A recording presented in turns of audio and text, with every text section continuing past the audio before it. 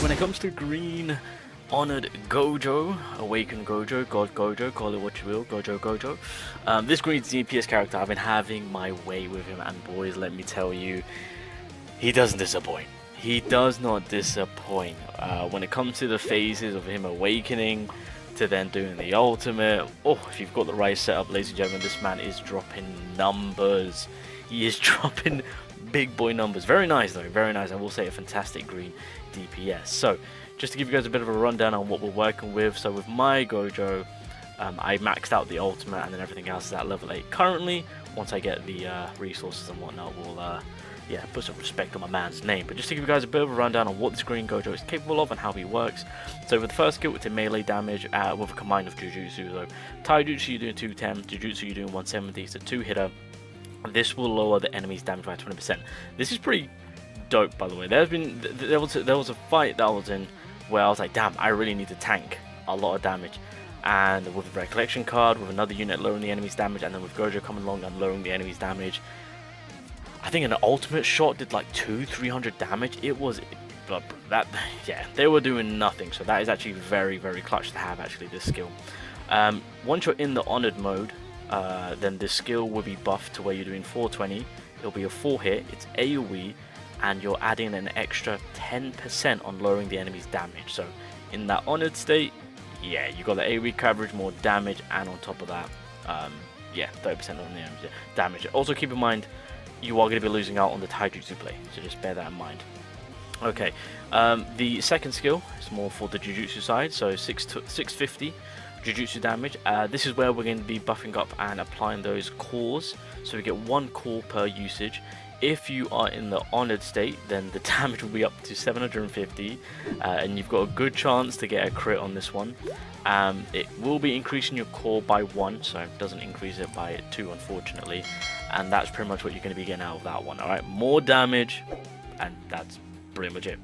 The third skill is where the awakening stages actually take place. So by awakening the first time, you'll get an ultimate gauge charge increase of 25% for 3 turns. You'll have an attack immunity for 3 turns. Obviously the 3 turns can't be stacked. And then so change into honored 1 with ultimate gauge is more than 1168, grants honored 1 mode. So you got the initial awakening, so you got the awakening, and then you got the honored 1 awakening. There we go, we'll say that. So with this, so yeah, so once you're in the honored 1 awakening, it will increase your ultimate charge rate by 25% again for 3 turns. So that way you can get your ultimate again quicker the third time round. And this will change into the Realm of the Strongest during honored 1 mode. And with that, you'll get a 60% damage increase. You'll have yourself a counter status on for 3 turns, 1 time. I hate the 1 time. Oh my god. I've been fighting a boss where he hits you twice, like physical. If they didn't add that in, this man would have been an absolute behemoth of a character, let me tell you. I wish they took that away. That would have been crazy if they just added 3 turns counter status, and then increases ultimate gauge by 25%, so that way you can max out and do the ultimate as soon as possible. And then the ultimate itself, 1800. You get your ultimate gauge charge rate by 16%. So this man is ult chasing like a mother trucker on all of his skills, so it's insane. Now here's the catch: 4 turns. The more remaining turns of honor mode you have, the greater the effect is, up to 50% with 5 remaining turns. So the more turns you have within honored mode, it will then correlate into your ultimate actually benefiting from that and doing more damage. So that's kind of, so yeah, so honored mode is on for 8 turns. So if you can chase that ultimate sooner, you can get the extra 50% if you choose to. I've put him in a state where I've not actually utilized the ultimate, and I've kept the honored mode going, and he is just flicking 5 mil, 4 mil, 6 mil at the enemy. It's insane.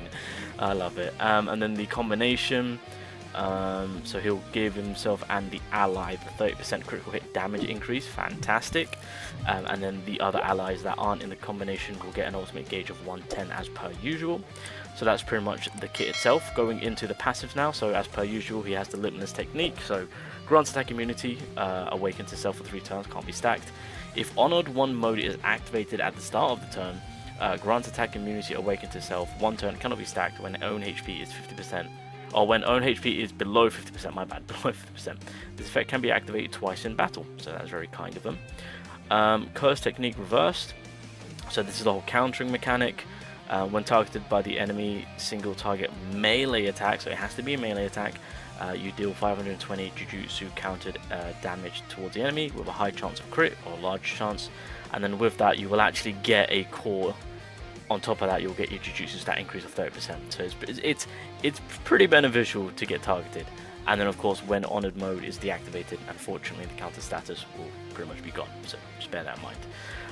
And then the core now, so if core cursed energy is applied to self at the start of the turn, then you are increasing your Jujutsu stat by 35%, so keep them on the awakening state.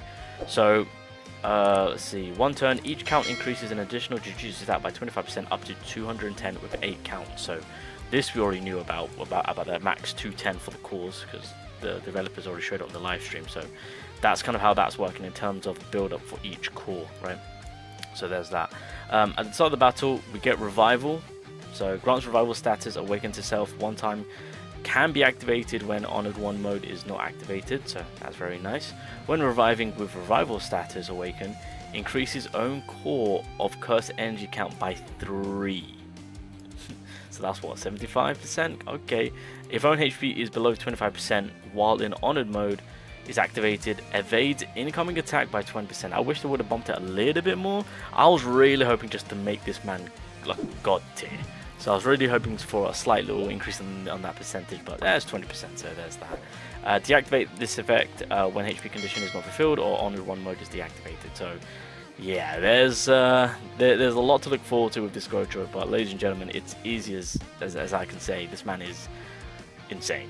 When it comes to green DPS, my god, he is taking the forefront of it all. So yeah, definitely a character to look forward to, Global. Definitely, especially if you're in need of that green DPS, this man is not holding back, let me tell you. Alrighty guys, so we are going to go straight into floor 63, green advantage. Going into a difficult floor, because again, I do want to see Gojo in a more difficult fight. And on top of that, I've been hard stuck on this floor because it is green advantage and my green units were just not up to scratch. So I'm hoping this works out for me. So realistically, the plan of action for Gojo is, by the way, I've got Inamagi here so we can chase the ultimate, because again with Gojo, you want to get his awakening states, and of course they work off from his ultimate gauge being complete. So that's exactly what I'm trying to do. So if Inamaki dies here, then it's not going to be a bad thing. Okay, there we go. I was going to speak of the devil. We get the additional buff, so that's going to be extremely beneficial. Okay, so we're just going to take it nice and slow. We're going to focus on the second enemy because he is the weakest out of the two. And we're going to have to also build up the cores. Fun fact, with the cores, they do stay on. So even if we do get to the final awakening stage, those cores should stay on, which means we can maximize a good amount of damage. So, okay, so let's play this one out. Okay, there's those passive coming in clutch. We can actually start. Oh, he's got his ultimate coming. Okay, I just realized that. Right, we're gonna have to tank it. So I think, yeah, if I just do that, and then we'll do the first skill, so that way we can drop the enemy's attack with in correlation with the recollection page. That way this shouldn't do as much damage. Fingers crossed. So I say, in before he does a ridiculous. Okay, yeah, that's not too bad. 6k 10. We can handle that. How much damage? Okay. Damn! Okay, Megami took the brute force of that. He survived though. He survived. Okay, so that's another thing. There we go. Okay, cool.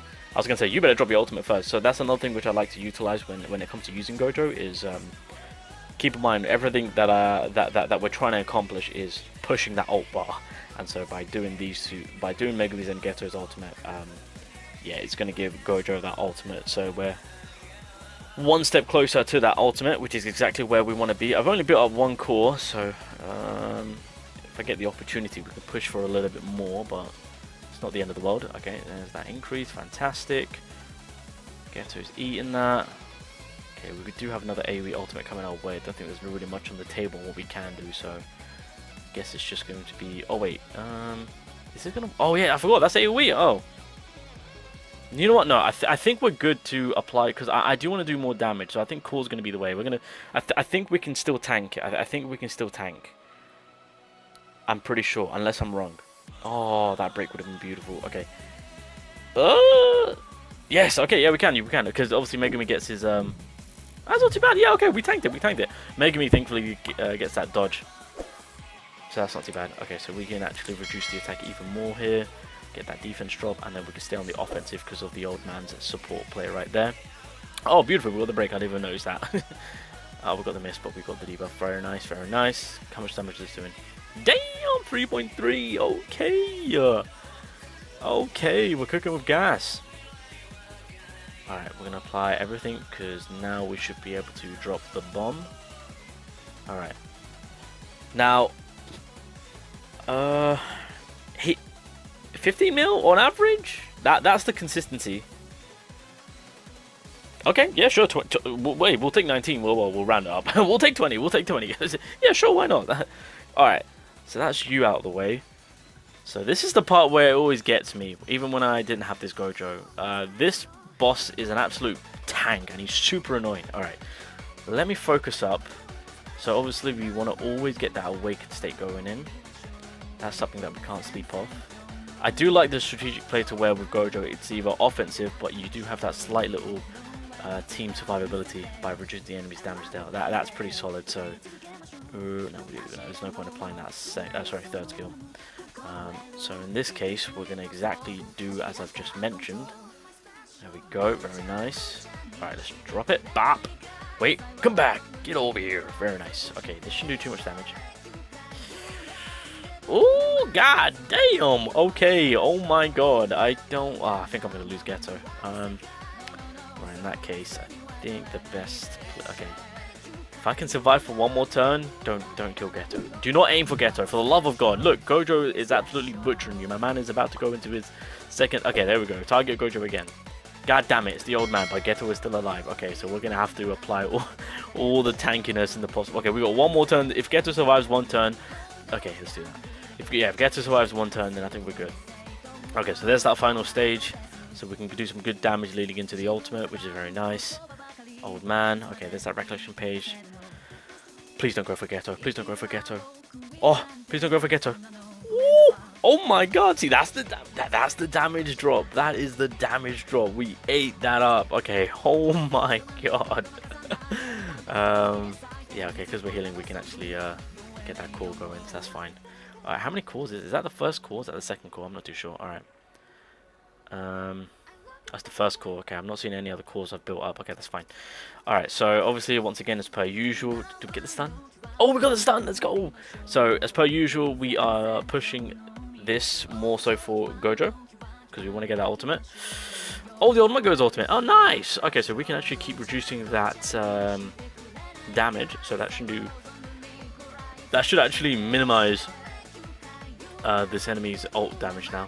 Surely. Surely. This should do barely nothing. This should really just tickle us, if anything. Right? Game 2? Yeah, screw me over it. Okay, 1.1, very nice. Is this going to tickle us? Yeah, it tickled us. Nice. Haha. Tickle, tickle. Alright. Okay, if I can get the setup right, we should be good. We should be good. There we go. There's all the debuffs. Making me go in that defense drop. Bop.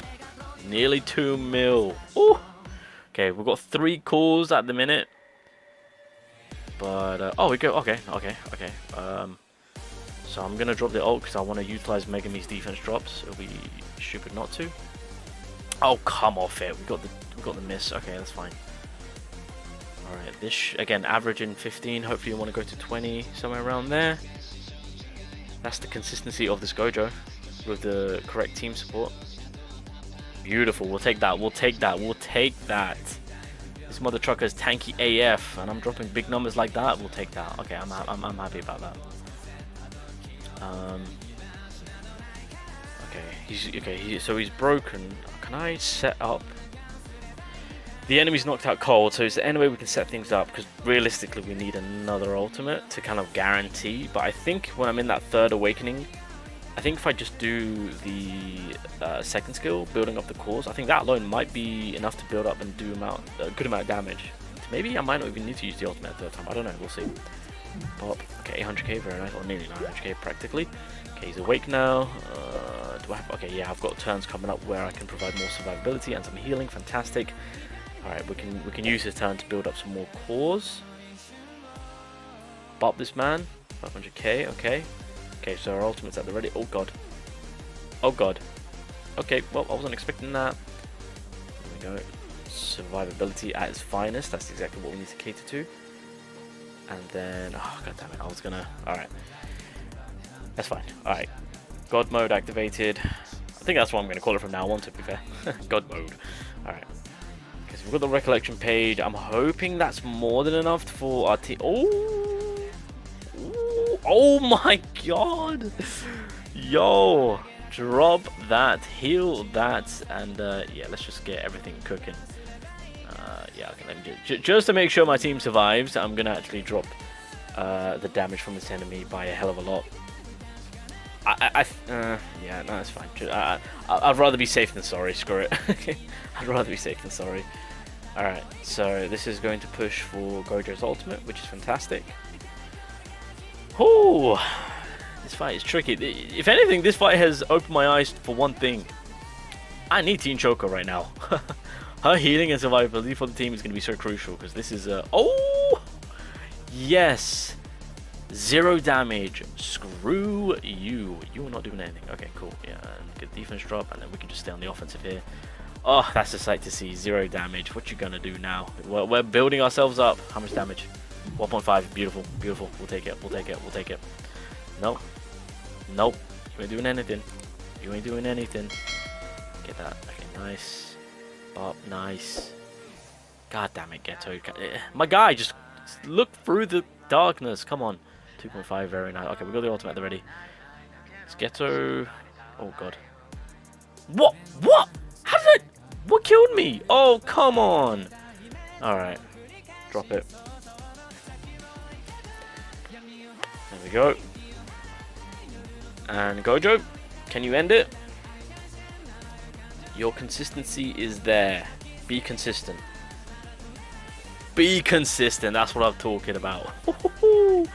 Oh, this floor. I've been stuck on it for the longest.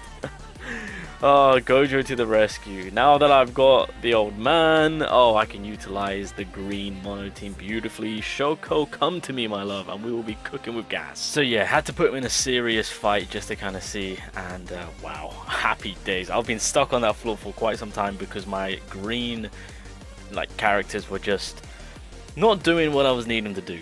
And on top of that, yes, I do have HP Gojo, but I didn't have the support at the time. So that also goes to show how Team Shoko will come in and just kind of really buff up the green team. Because we got the damage, we got the support. Realistically, if we can have some form of survivability, because right there I was really relying on the old man and Gojo's damage drop to then the healing recollection page and the damage reduction through the other recollection page.